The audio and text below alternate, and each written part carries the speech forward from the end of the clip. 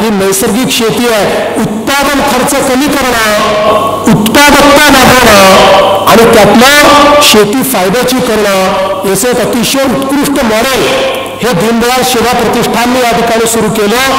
अनेकांना प्रशिक्षित केलं. आपल्याला कल्पना आहे की मागच्या काळामध्ये आपण कॅश क्रॉपवर गेल्यामुळे हळूहळू आपलं गोधन संपलं. आपलं गोधन संपल्यामुळे नैसर्गिक जी काही आपण खतं तयार करायचो त्याची आपली क्षमता संपली.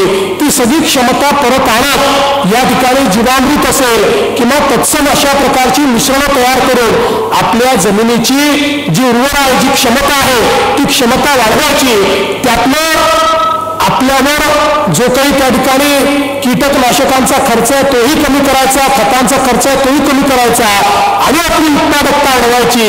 हे एक अतिशय चांगलं पंडित दीनदयालजींच्या स्वप्नामध्ये ज्या प्रकारची शेती होती तशा प्रकारचं मॉडेल हे आमच्या सेवा प्रतिष्ठानने तयार केलं.